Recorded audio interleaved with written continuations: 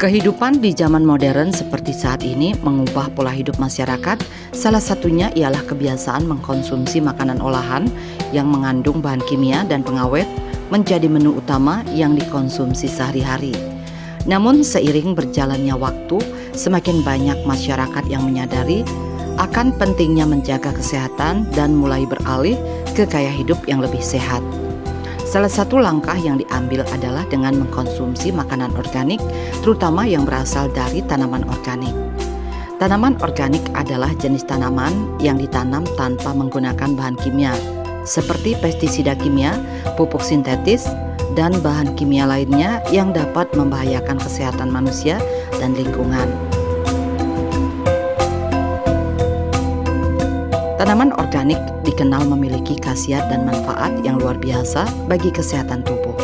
Dengan mengkonsumsi makanan dari tanaman organik, selain bernutrisi tinggi, tubuh terhindar dari paparan bahan kimia berbahaya dan menjaga kesehatan tubuh, serta berkontribusi menjaga keberlanjutan lingkungan.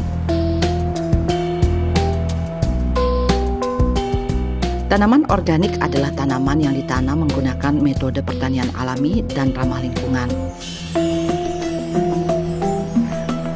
Dalam proses budidaya tanaman organik, menghindari penggunaan pestisida kimia, pupuk sintetis, dan bahan kimia lain yang dapat membahayakan kesehatan manusia dan lingkungan.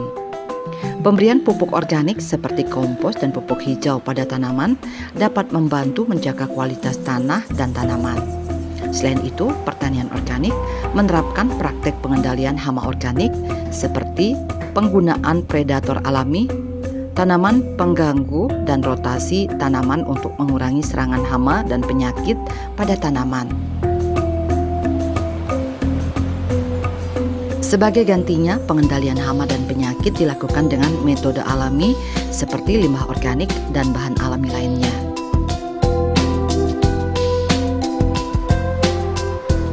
Pertanian organik menerapkan prinsip-prinsip keberlanjutan dan menjaga keseimbangan ekosistem. Tanaman diberi waktu yang cukup untuk bertumbuh dan berkembang secara alami tanpa menggunakan zat-zat kimia yang dapat mempercepat pertumbuhan atau mempengaruhi siklus alami tanaman.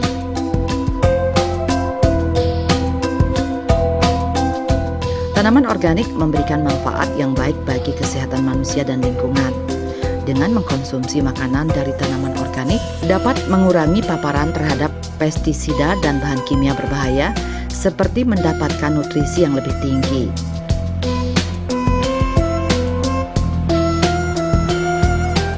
Manfaat tanaman organik antara lain memiliki kandungan nutrisi yang lebih tinggi dibandingkan dengan tanaman non-organik. Hal ini disebabkan oleh tanah yang subur dan metode pertanian yang lebih alami. Kandungan vitamin, mineral, dan antioksidan dalam tanaman organik dapat memberikan dukungan yang baik untuk kesehatan tubuh. Salah satu keuntungan utama mengkonsumsi tanaman organik adalah dapat terhindar dari residu pestisida dan bahan kimia berbahaya.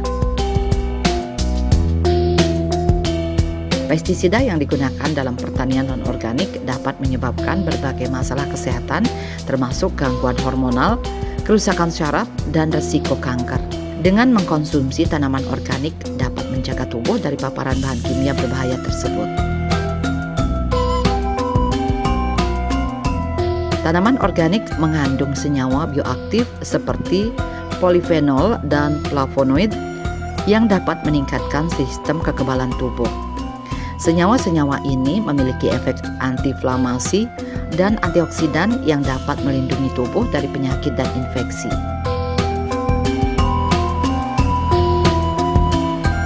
Tanaman organik kaya akan antioksidan alami yang dapat melawan radikal bebas dalam tubuh, membantu melindungi sel-sel tubuh dari kerusakan oksidatif dan risiko penyakit seperti kanker, penyakit jantung, dan penuaan dini.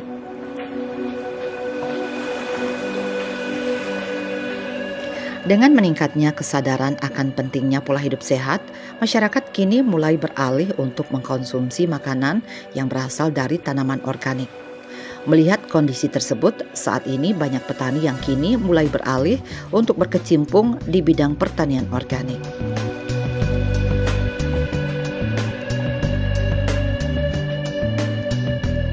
Dilihat dari sisi ekonomi, pertanian organik mampu meminimalkan biaya produksi dibandingkan pertanian konvensional, yang mana hal tersebut mampu menekan biaya pupuk kimia dan pestisida dapat ditekan serendah mungkin.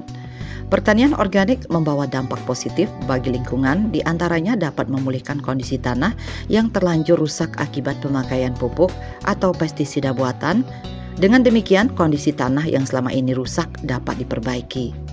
Selain itu, pertanian organik menerapkan prinsip-prinsip keberlanjutan dengan memanfaatkan sumber daya alam secara efisien, seperti penggunaan kompos, pengolahan limbah organik, dan pengelolaan air yang baik, membantu menjaga kualitas tanah dan meminimalkan limbah.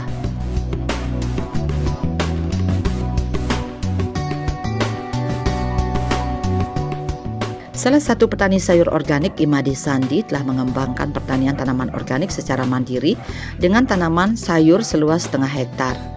Berlokasi di Banjarmunduk, Andong Bangli, Kabupaten Tabanan, Bali, Kadek Organic Farm adalah sebuah pertanian organik yang dikembangkan oleh seorang mantan security, Imade Sandi, yang akrab disapa Kadek Melon, sudah menggeluti usaha pertanian organik di Bali sejak 6 tahun yang lalu.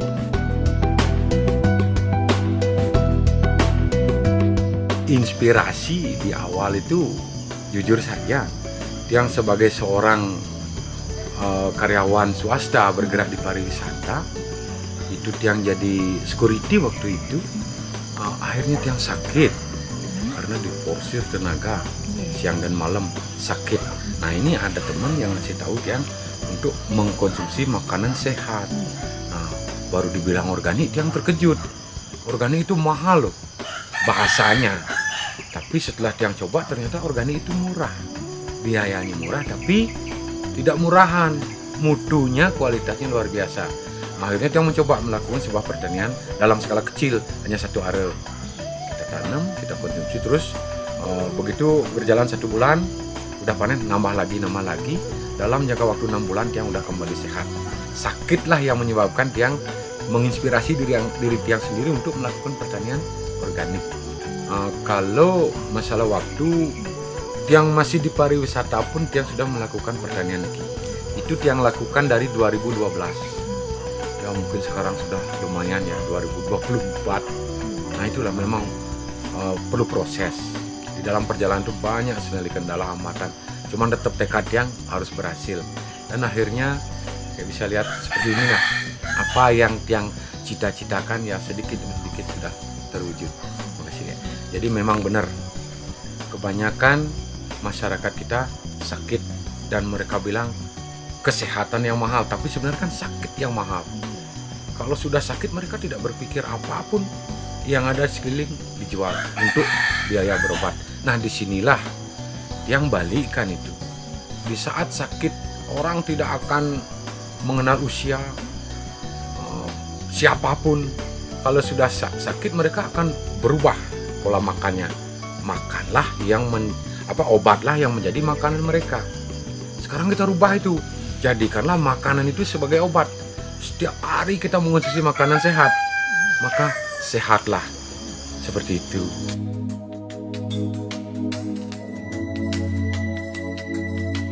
Dengan memanfaatkan lahan seluas setengah hektar, seluruh tanaman organik yang dibudidaya di Kadek Organic Farm menggunakan pupuk alami yang dibuat oleh Kadek Melon sendiri.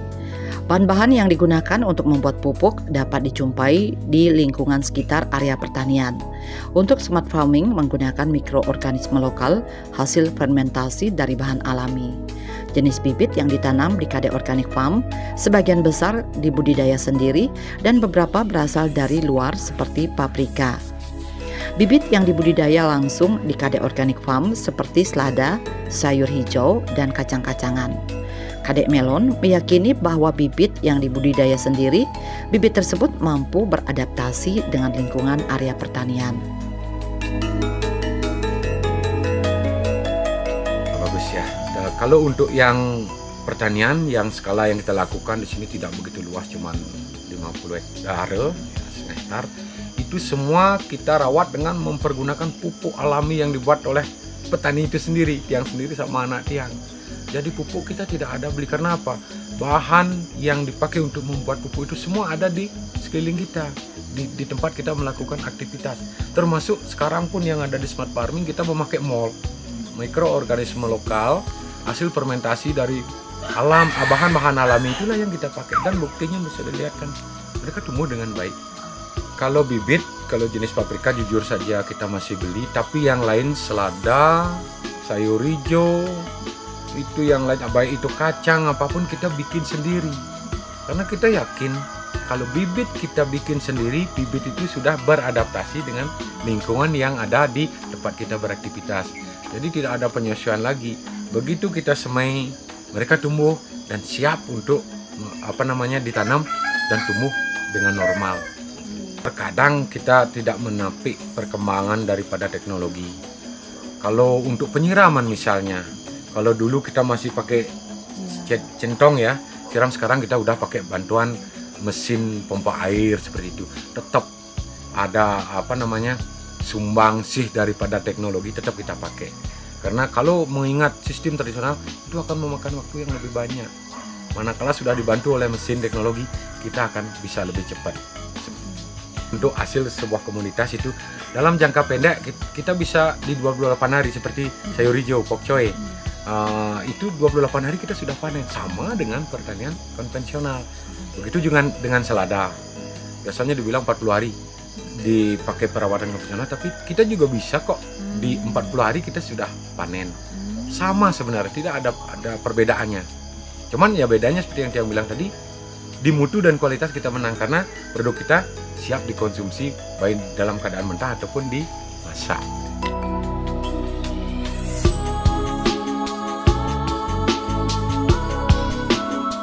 Berbagai tantangan dihadapi selama menjalankan pertanian organik seperti adanya perubahan iklim di mana tidak bisa dikendalikan. Kadek Melon berupaya untuk menerapkan sistem pertanian organik ramah lingkungan. Untuk itu, dalam menghadapi serangan hama, Kadek Melon menanggulanginya dengan cara melakukan variasi penanaman dengan cara menanam lebih dari satu jenis tanaman.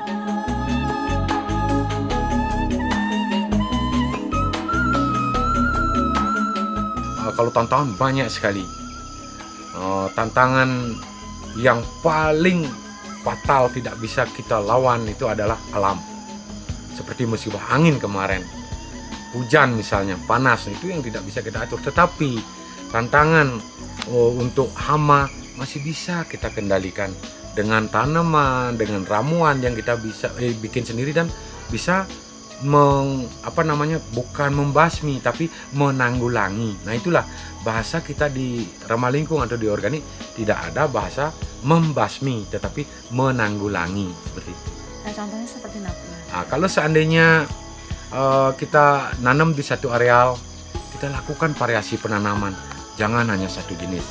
Bisa juga dengan penanaman di sekeliling tanaman sayuran, beberapa pohon serai, beberapa jenis bunga atau tanaman yang warnanya sangat mencolok. Nah itulah yang sering kita bilang dengan rifobia, penanggulangan hama dengan tanaman yang ada di kebun kita sendiri.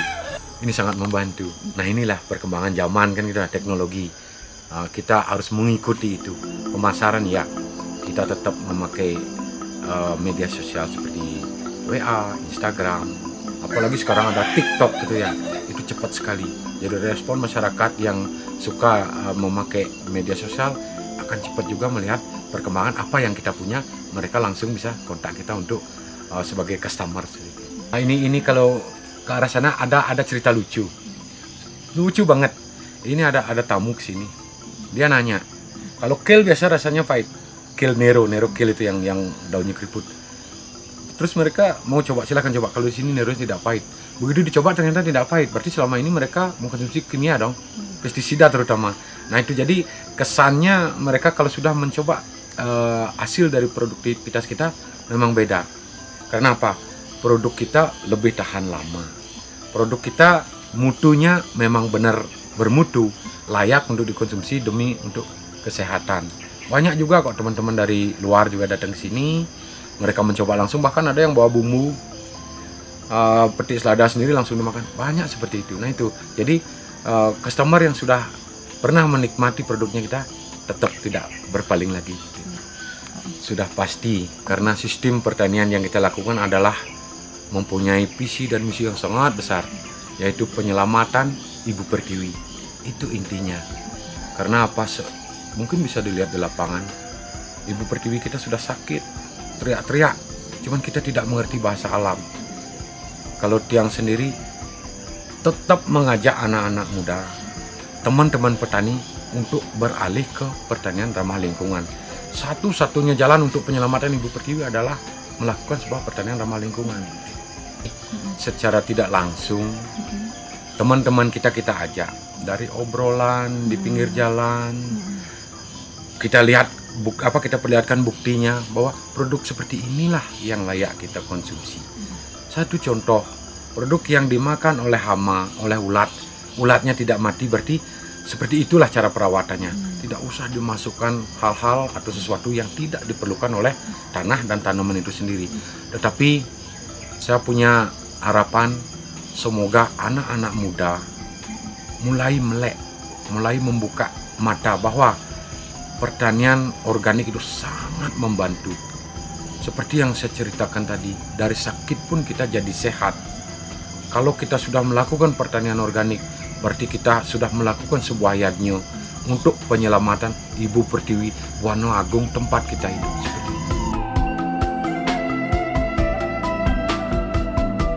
Bagi Kadek Melon, mengkonsumsi tanaman organik memperoleh segudang manfaat seperti mendapatkan nutrisi yang lebih tinggi, terhindar dari paparan bahan kimia berbahaya, dan menjaga kesehatan tubuh secara keseluruhan. Selain itu, dengan memilih pertanian organik, Kadek Melon turut berkontribusi dalam menjaga keberlanjutan lingkungan. Kadek Melon mengajak masyarakat untuk mulai memperhatikan pola makan dan memilih makanan organik untuk menjaga kesehatan dan keseimbangan hidup.